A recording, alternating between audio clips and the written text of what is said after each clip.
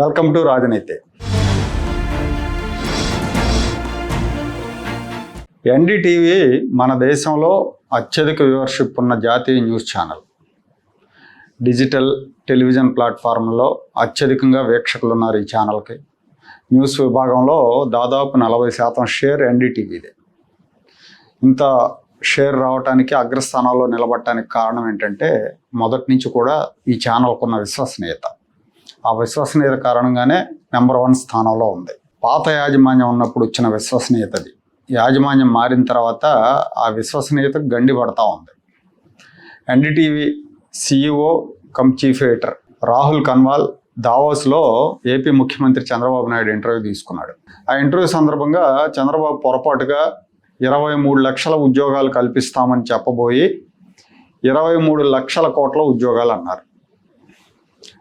బహుశా చంద్రబాబు నాయుడు గారు పెట్టుబడుల రందిలో ఉన్నారు కాబట్టి అలవాట్లో పొరపాటుగా మాట జారుంటారు. అంటే 20 లక్షల కోట్ల పెట్టుబడి వస్తుంది, 23 లక్షల ఉద్యోగాలు క్రియేట్ చేస్తామని చెప్పబోయి 23 లక్షల కోట్లు అన్నారు. అయితే వెంటనే సరి చేసుకున్నారు. అతను ఇంటర్వ్యూ చేసిన రాహుల్ కన్వాల్ ఏంటి 23 లక్షల కోట్లు అనడంతోనే వెంటనే సరి చేసుకొని 20 లక్షల పైన ఉద్యోగాలు అని చెప్పారు. అది లైవ్లో చూసాం. బాధ్యత కలిగిన మీడియా సంస్థగా, జర్నలిస్ట్గా ఆ పొరపాటుని సరి చేయాలి మామూలుగా అయితే, కానీ వీళ్ళు సరి చేయలేదు. లైవ్లో కరెక్ట్గానే వచ్చింది, కానీ వాళ్ళ అధికారిక యూట్యూబ్ ఛానల్లో చంద్రబాబు 23 లక్షల కోట్ల ఉద్యోగాలు అనే మాటని అలాగే ఉంచి వెంటనే సర్దుకుని 23 లక్షల ఉద్యోగాలని చెప్పిన మాటను కట్ చేసి ప్రసారం చేసుకున్నారు. వ్యూస్ కోసం మీడియాలు, కొన్ని మీడియా సంస్థలు, డిజిటల్ ప్లాట్ఫామ్స్ దిగజారటాన్ని ఇవాళ రేపు మనం చూస్తూ ఉన్నాం. కానీ ఎన్డీటీవీ దిగజారుని మాత్రం ఊహించలేం. మీడియాకు ఉండాల్సిన కనీస విలువలను గాలికి వదిలేసి దాదాపు 50 సంవత్సరాల రాజకీయ జీవితం కలిగిన చంద్రబాబు నాయుడిని బద్నాం చేసే విధంగా ఆ వీడియోను అప్లోడ్ చేశారు. దీన్ని పట్టుకుని వైసీపీ పేటీఎం బ్యాచ్లు రెచ్చిపోతున్నాయి. యాంకర్ శ్యామల అయితే ఆమె ఒక ట్వీట్ కూడా చేశారు ఆ వీడియో పెట్టి. ఏమని, ప్రపంచ జనాభానే 800 కోట్లు ఉంటే మరి ఇన్ని ఉద్యోగాలు ఎవరికి ఇస్తామని ఆవిడ ఒక ట్వీట్ చేసింది. ఒకసారి ఆ ట్వీట్ కూడా చూద్దాం. As on today, 18 months, I got investment in nearly 20 lakh crores. It is going to create 23 lakh crore jobs. 23 lakh crore? 20 lakh crores. 20 lakh crores plus 22 lakh crores.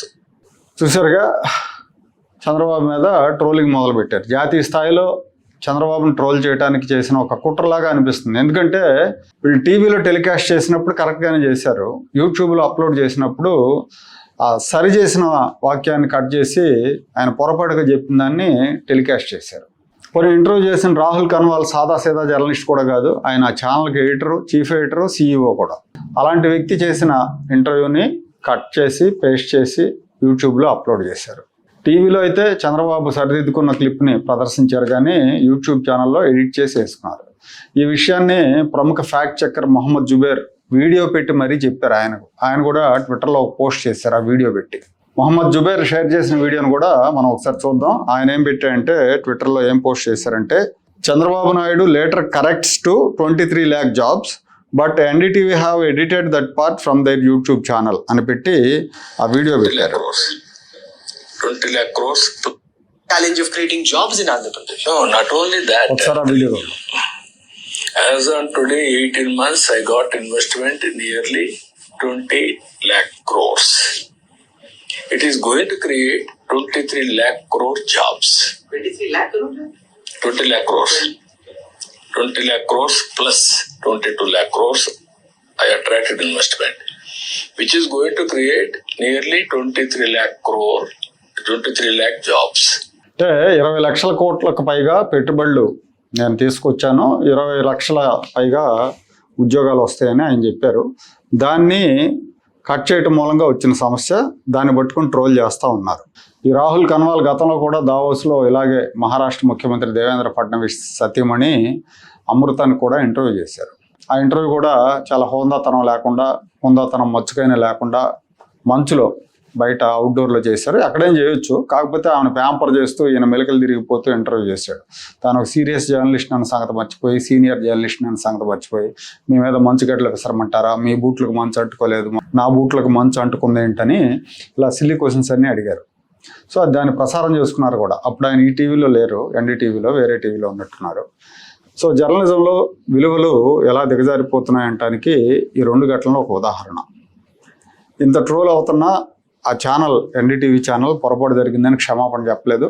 ఎన్డీటీవీలో యాజమాన్యం మారిన తర్వాత విలువలు కూడా దిగజారాయి.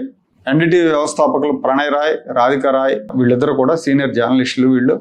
వీళ్ళని నానా ఇబ్బందులకు గురి చేసి ఎన్డీటీవీ యాజమాన్య హక్కులు వదులుకునేట్టు ఒత్తిడి చేసి దీన్ని టేక్ ఓవర్ చేసింది అదానీ గ్రూప్. గౌతమ్ అదానీకి చెందిన AMG media networks limited majority వాటా కొనుగోలు చేసింది. యాజమాన్యం మారిన తర్వాత రాధికా రాయ్, ప్రణయ్ రాయ్ ఇద్దరు కూడా ఆ ఛానల్ నుంచి బయటకు వెళ్ళిపోయారు. ఆ ఛానల్లో పనిచేస్తున్న సీనియర్ ఎడిటర్ రవీష్ కుమార్ కూడా రిజైన్ చేశారు. రాహుల్ కన్వాల్ సీఈఓగా, ఎడిటర్ ఇన్ చీఫ్గా బాధ్యతలు చేపట్టారు. అప్పటి నుంచి ఛానల్ ప్రమాణాలు దిగజారుతూ వచ్చినాయి. కార్పొరేట్లు మీడియా రంగంలోకి వచ్చిన తర్వాత మనం మీడియా దగ్గర నుంచి విశ్వసనీయత, స్వతంత్రత ఎక్స్పెక్ట్ చేయలేం. అవి లేకుండా పోతాయి. ఎందుకంటే వాళ్ళ ఆర్థిక ప్రయోజనాలే ముఖ్యంగా ఉంటాయి కాబట్టి, సమాజం గురించి వాళ్ళు ఆలోచించరు కాబట్టి.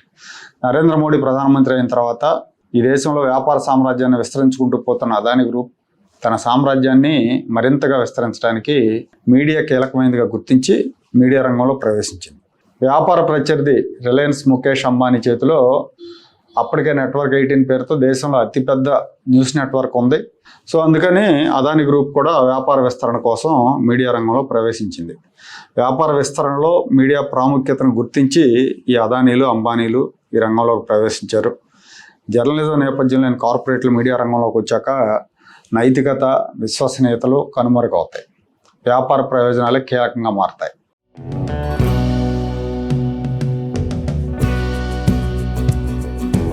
Like, share and subscribe to Rajaniti channel.